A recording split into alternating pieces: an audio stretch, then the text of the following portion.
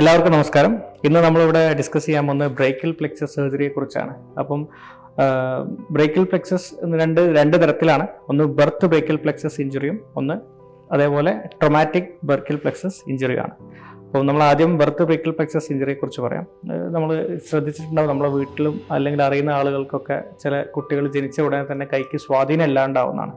എന്നിട്ട് കൈ അനക്കാൻ പറ്റാതാവുകയും യൂസ് ചെയ്യാൻ പറ്റാതെ ഒരു ഡെലിവറി സമയത്ത് ആ ഡോക്ടർ ഇൻഫോം ചെയ്തിട്ടുണ്ടാവും ഫിസിയോതെറാപ്പി മാത്രം മതി എന്നുള്ളത്. അപ്പോൾ അത്തരം കുട്ടികൾ ആണ് ബർത്ത് ബ്രേക്കിയൽ പ്ലെക്സസ് ഇഞ്ചുറി കാറ്റഗറിയിൽ വരുന്നത്. അപ്പോൾ അത്തരം കുട്ടികൾക്ക് ഇനീഷ്യലായിട്ട് നമ്മൾ ഫിസിയോതെറാപ്പി ആയിരിക്കും നമ്മൾ ഹാൻഡ് സർജൻസ് സജസ്റ്റ് ചെയ്യുക. അതിനുശേഷം നമ്മൾ 4 to 6 മാസം വരെ നമ്മൾ ഫിസിയോതെറാപ്പിയിൽ എത്രത്തോളം ഇമ്പ്രൂവ്മെൻറ്റ്, നമ്മൾ ഓരോ മാസവും എക്സ്പെക്റ്റ് ചെയ്യുന്ന ഓരോ ലെവൽ ഓഫ് ഇമ്പ്രൂവ്മെൻ്റ് ഉണ്ട്.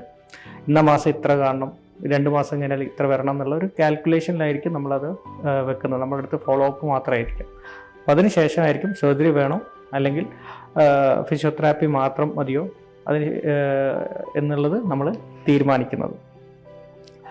അപ്പം പൊതുവെ കുട്ടികൾക്ക് നല്ല റിസൾട്ടാണ് ബ്രേക്കിയൽ പ്ലെക്സസ് ഇഞ്ചുറീസിൽ കൃത്യമായി ചികിത്സിക്കുകയാണെങ്കിൽ. പിന്നീട് വരുന്ന സെക്കൻഡറി ഡിഫോമിറ്റികൾ എന്ന് വെച്ചാൽ കൈ പൂർണ്ണമായി പൊക്കാൻ പറ്റാതാവുകയും വിരൽ പൂർണ്ണമായി പൊക്കാൻ പറ്റാവുന്ന ഡിഫോമിറ്റികളെല്ലാം നമ്മൾ പിന്നീടാണ് അത് ട്രീറ്റ് ചെയ്ത് ശരിയാക്കുന്നത്, കുട്ടികൾ കുറച്ചും കൂടി വലുതായതിനു ശേഷം. അപ്പം നേരെ അടുത്തത് വരുന്നത് ട്രോമാറ്റിക് ബ്രേക്കിയൽ പ്ലെക്സസ് ഇഞ്ചുറീസ് ആണ്. ട്രോമാറ്റിക് ബ്രേക്കിയൽ പ്ലെക്സസ് നമുക്കറിയുന്ന പോലെ ഏതെങ്കിലും ഇഞ്ചുറി ആവാം, ആക്സിഡൻസ് ആവാം, അല്ലെങ്കിൽ മരത്തിൻ്റെ മുകളിൽ തൂങ്ങി പിടിച്ച് വീണതോ അങ്ങനെ എന്തോ ആവാം അല്ലേ.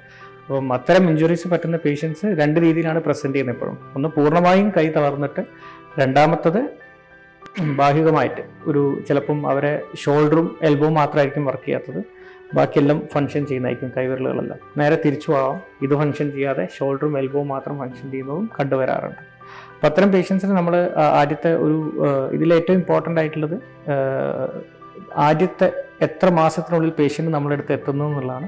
അപ്പോൾ ആ ഡ്യൂറേഷനുള്ളിൽ പേഷ്യൻ്റ് എത്തുകയാണെങ്കിൽ പൊതുവേ നല്ല റിസൾട്ട് കൊടുക്കാൻ പറ്റുന്ന ആദ്യത്തെ നമ്മൾ വെയിറ്റ് ചെയ്യുന്ന എപ്പോഴും 6 മാസം വരെയാണ്. 6 മാസം വരെ പേഷ്യൻ്റ് വന്നു കഴിഞ്ഞാൽ മിക്കതും ഫിസിയോതെറാപ്പിയിൽ ഇമ്പ്രൂവ് ആവാത്ത പേഷ്യൻസിന് സർജിക്കലി നല്ല ഇമ്പ്രൂവ്മെൻറ്റ് ഉണ്ടാവാറുണ്ട് ആദ്യത്തെ 6 മാസത്തിനുള്ളിൽ പേഷ്യൻ്റ് നമ്മുടെ അടുത്ത് വരികയാണെങ്കിൽ.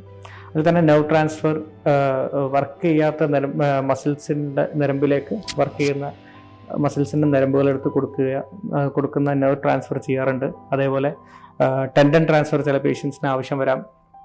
ചില പേഷ്യൻസിന് ജസ്റ്റ് ബോൺ ഫിക്സേഷൻ പോലത്തെ എന്തെങ്കിലും ആവശ്യം വരാം. റൊട്ടേഷണൽ ഓസ്റ്റിയോട്ടമി അങ്ങനെ എന്തെങ്കിലും സർജറീസ് ആയിരിക്കും ആവശ്യം വരിക.